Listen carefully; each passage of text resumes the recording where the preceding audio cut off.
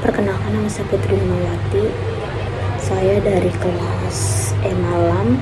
NIM saya 2305063. Di sini saya akan mempresentasikan tugas pemrograman. Soal yang pertama adalah konsep dasar dan pengantar bahasa pemrograman. Konsep dasar pemrograman adalah fundamental yang esensial bagi para programmer, terutama bagi mereka yang baru memulai karir dalam bidang teknologi informasi. Di sini saya menggunakan contoh sederhana, yaitu menggunakan HTML dengan title contoh halaman web dengan A1-nya selamat datang di halaman web saya.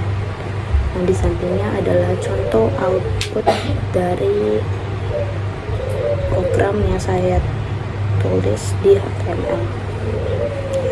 Untuk soal yang kedua, struktur dan sintaks dasar. Struktur dasar dan sintaks dalam pemrograman adalah konsep fundamental yang menentukan bagaimana instruksi ditulis dan dieksekusi oleh komputer.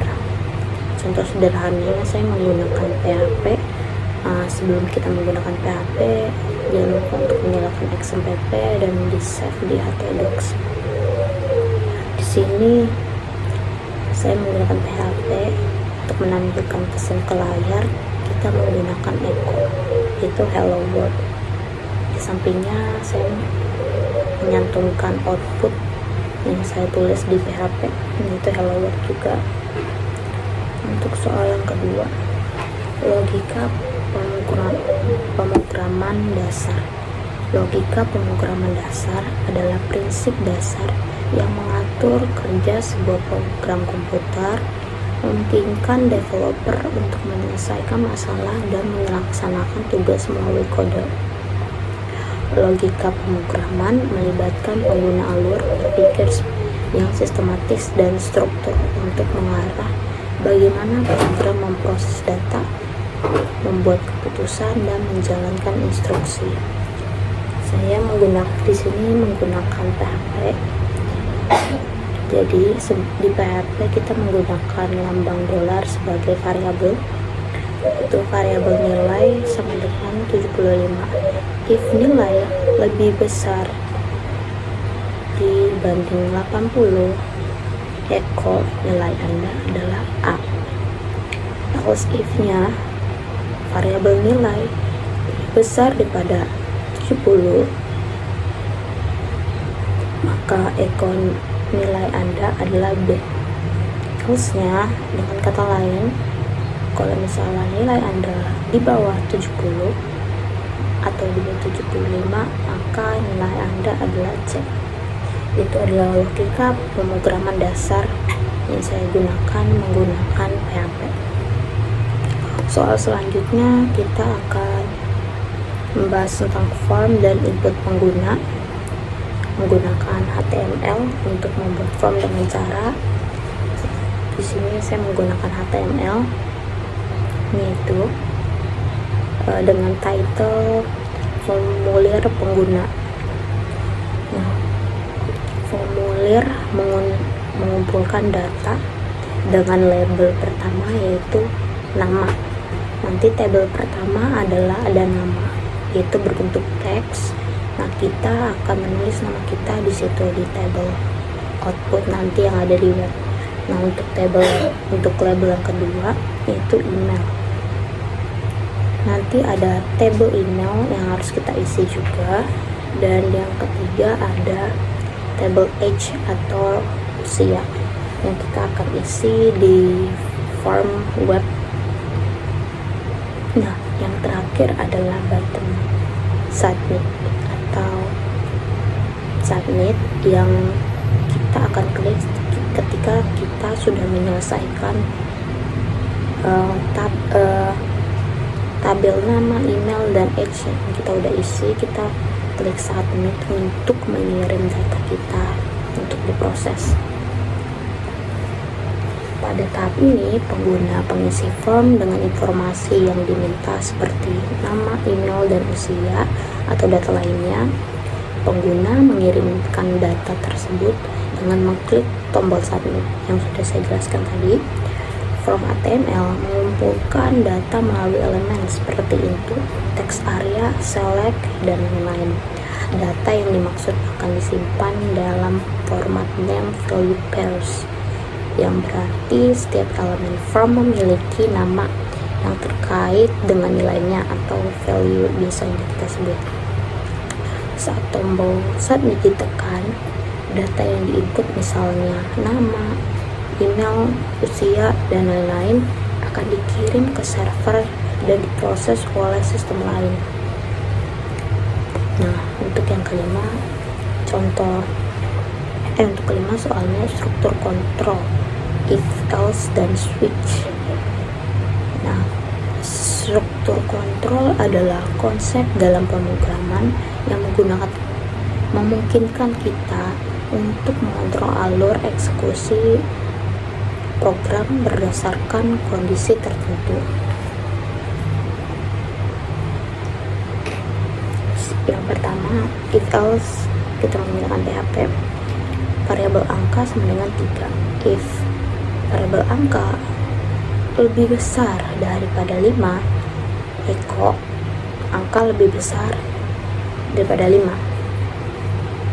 Nah, kalau else-nya, kalau misalnya angkanya lebih kecil daripada 3, angka kurang dari 5 atau sama dengan 5. Nah, untuk switch-nya, biasa bahasa lainnya adalah mengganti atau diartikan untuk menentukan suatu pemrograman, yaitu switch. Di sini case-nya adalah hari, yaitu Senin, Selasa, Rabu, Kamis, Jumat, Sabtu, dan Minggu. Nah, untuk echo-nya adalah kondisi, misalnya hari Senin adalah hari pertama dalam seminggu, Selasa adalah hari kedua dalam seminggu, Rabu adalah hari ketiga dalam seminggu, Kamis adalah hari keempat dalam seminggu, dan lain-lain. Nah, di sini manfaat switch adalah menentukan apakah nama tersebut adalah benar, misalnya kayak Senin adalah hari kedua dalam seminggu. Untuk contoh sederhananya untuk menggabungkan if, else, dan switch adalah kita menggunakan PHP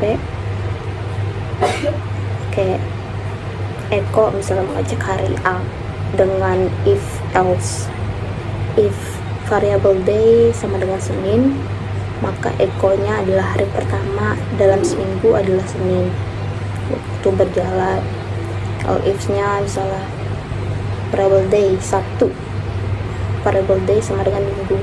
Nah, biasanya kan hari Sabtu dan Minggu itu adalah weekend, termasuk hari santai atau libur. Nah, untuk hari biasa seperti Senin, Selasa, Rabu, Kamis, Jumat adalah hari biasa yang biasanya kita pakai untuk menjalankan aktivitas seperti bekerja, sekolah, dan lain-lain. Nah, untuk switch-nya kita menggunakan switch untuk mengecek hari. Nah, misalnya case-nya Senin adalah hari pertama dalam seminggu, waktunya berjalan atau misalnya beraktivitas. Nah, kayak defaultnya adalah hari biasa, itu adalah hari Senin, Selasa, Rabu, Kamis, Jumat untuk melakukan aktivitas. Jadi if else adalah program memeriksa apakah input pengguna adalah Senin, Sabtu, atau Minggu dan memberikan respon sesuai dengan kondisi tersebut. Untuk switch adalah program melakukan hal yang sama dengan cara yang lebih struktur. Jika input pengguna adalah salah satu dari hari khusus, program mengecek respon yang sesuai. Kayak misalnya hari biasa Senin itu adalah hari biasa yang biasanya kita melakukan aktivitas. Nah, untuk hari weekend seperti Sabtu dan Minggu biasanya kita libur untuk menggunakan aktivitas sebagai waktu bersantai. Nah, Anda bisa mengganti input hari sesuai dengan keinginan untuk melihat bagaimana program berfungsi dengan kondisi yang berbeda. Untuk 6, pengulangan atau pengolahan data.